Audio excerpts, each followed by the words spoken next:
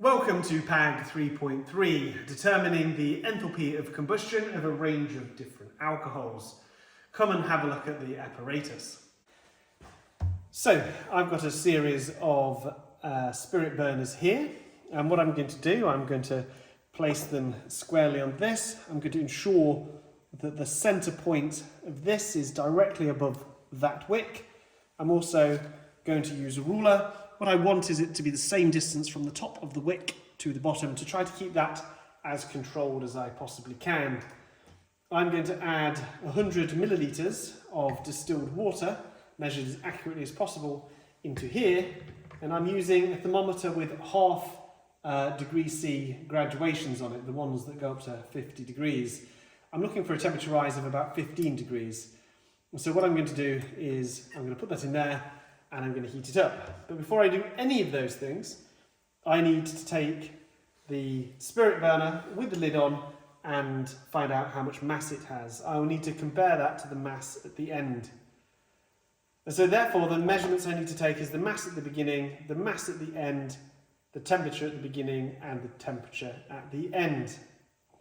Now I have got the entire first 6 alcohols of the homologous series of alcohol here: methanol, ethanol, propanol, butanol, pentanol and hexanol. This required practical only requires you to do 5, but I've got the 6 here. Sometimes what might get put out with this apparatus is some paraffin, and that's normally pentanol, but it can be a mixture. But what you could do is you could try to identify which of these it has an enthalpy of combustion closest to, and you could perhaps identify what your paraffin is majoritively made of. So let's start the setup of this.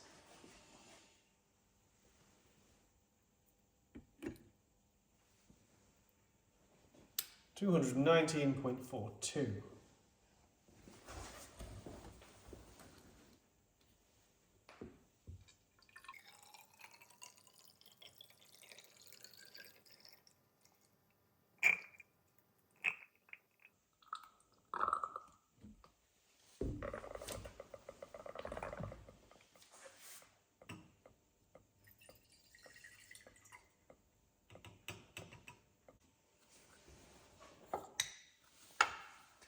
I'm going to measure from the top of the wick to the bottom of the flask, 3 centimetres.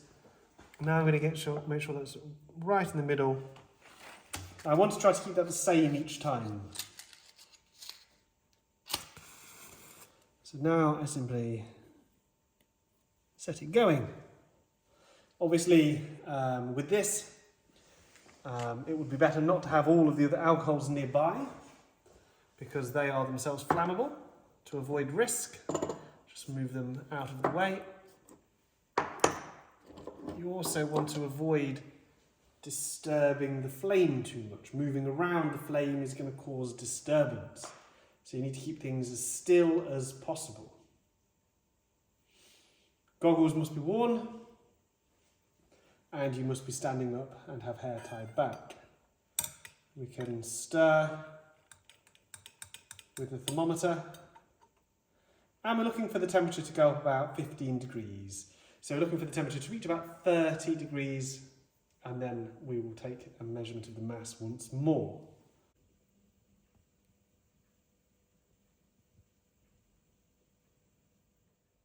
So we're trying to achieve a 15-degree temperature rise.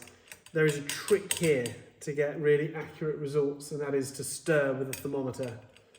And the other thing is we're trying for roughly 15 degrees. It doesn't matter if we go over slightly.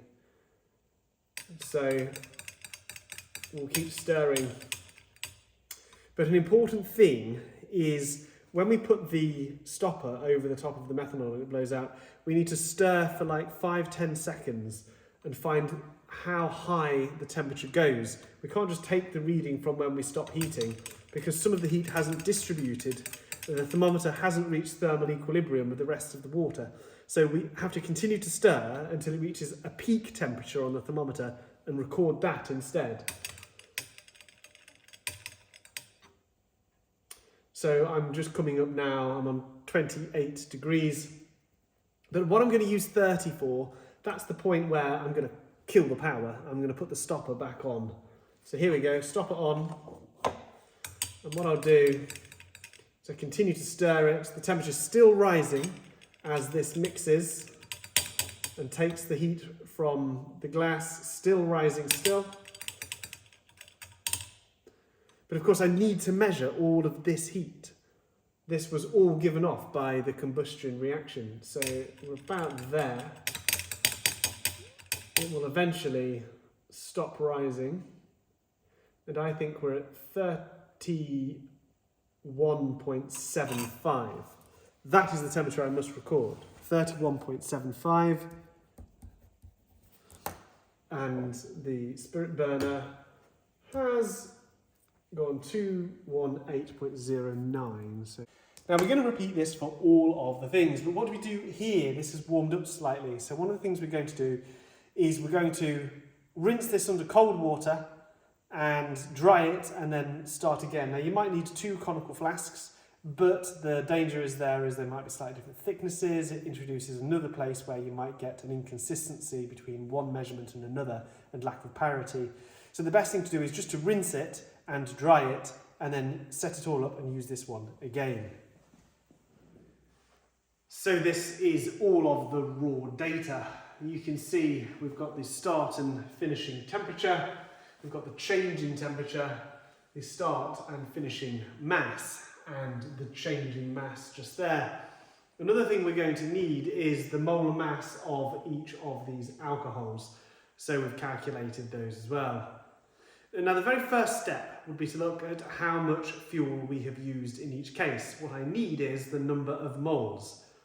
Now remembering of course the formula for the number of moles, and in this case let's do the methanol, the CH3OH, is going to be equal to the mass, which is the changing mass here, divided by the molar mass. So the changing mass was 0.6 divided by the molar mass, which was 32.04. And with my calculator, 0.6 divided by 32.04, and I can see that I have used 0.01. Now, I'm going to keep a little bit more precision here. I'm going to go to 3 significant figures, even though everything else has been lost, but to 2 decimal places, but basically 4 significant figures. So I'm going to keep that there.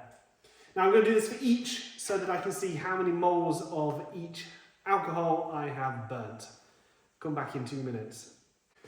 So there we have it, the number of moles of each of our alcohol that has burnt. Notice as the molar mass of the alcohol has got larger, also that the actual amount that was burnt has got smaller. Increasingly we have a smaller and smaller number of moles that have been consumed.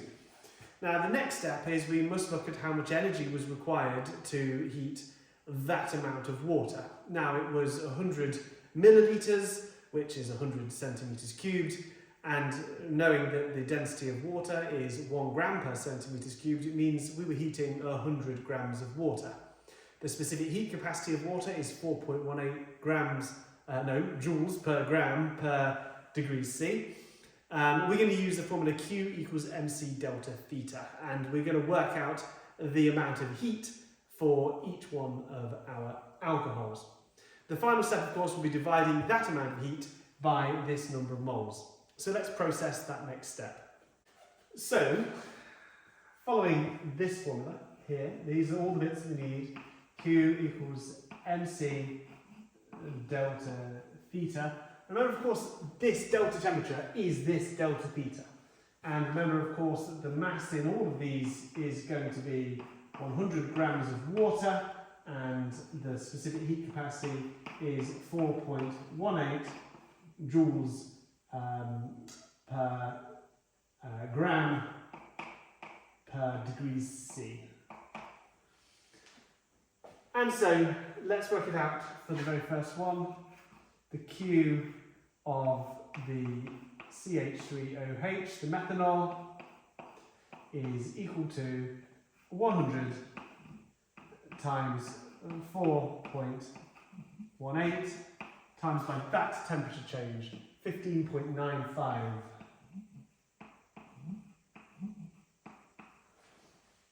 So here we go, 100 times 4.18 times 15.95.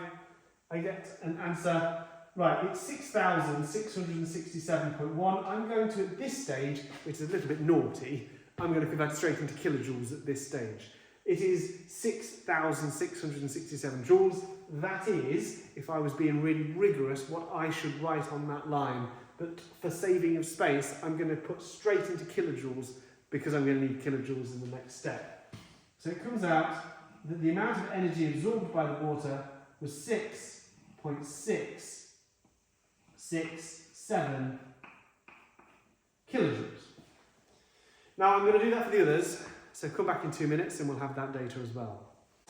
So there we have it, there's all of our values of the heat. The final thing that we're going to do is we want to find out what the enthalpy of combustion under standard conditions is for our different substances, our different fuels, CH3OH,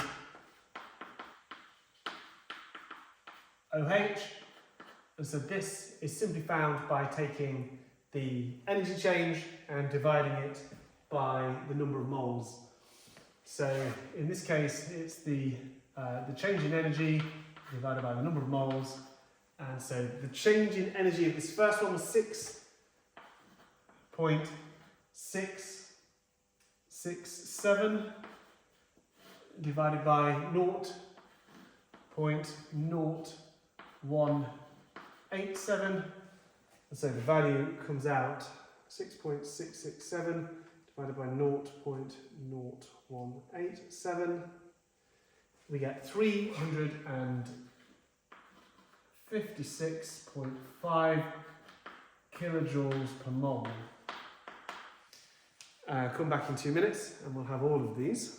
So there we have it, and it's reassuring to see that the enthalpy change of combustion has increased as the number of carbons in this alcohol has increased. So there doesn't seem to be any obvious erroneous values here, but of course the only way to really check that is, well, we could draw it on a graph and to see whether or not the general trend has any outliers.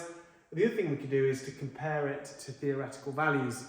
Now those theoretical values are going to be somewhat different because they were done in a way that none of the heat escaped into the environment, all of it went into the system whose temperature was being monitored. With this experiment, it wasn't nearly so well controlled, that some of the heat was heating up the room. So these values all will be different, but what we should be able to see is we should be able to compare them, find a percentage difference to each of those values to find if any of these are indeed anomalous results. So with a little bit of attention to detail then, you notice here I've put the standard symbol, that this was done under standard conditions. Not true. So I'm just going to have a bit of water and delete my symbol there, because this is not standard, because basically the enthalpy change of combustion would be making the assumption that this was going from gaseous ions to the combustion products, and it's not. It was going from liquid to the combustion products. So for that reason, it didn't happen with the standard state of matter. The other thing is to consider which way the energy was going. What was happening is, yes, the water was gaining energy, but the chemicals were losing it. And because they were losing it, we're doing a minus on all of these, which makes all of these values of the enthalpy change negative. It was an exothermic reaction. Now, comparing this to the theoretical values, you can see that nearly all of the values are approximately half what the theoretical values are. Now, what this shows is that there's very good consistency in terms of the percentage uncertainty on these measurements from one experiment to the next. It was a case of the experiment was reliable, it just wasn't very accurate. And that was because we were controlling everything, so the experiments were done under very similar conditions to each other, but ultimately the actual design of the experiment was fundamentally inaccurate, and a lot of the heat was just basically going around the conical flask and heating up the air. So there we have it, computed. Now, within your investigation, it says that your evidence should be recorded scientifically. If you notice within this, there has been the maintaining of the number of decimal places or significant figures throughout. There's been the clear annotation that this is the value of this. If I've introduced a new calculation, I've written in the formula what it is that I am calculating on this line. I've always put my units, and I've taken it through to comparing it to theoretical values and working out a percentage uncertainty. That's the standard.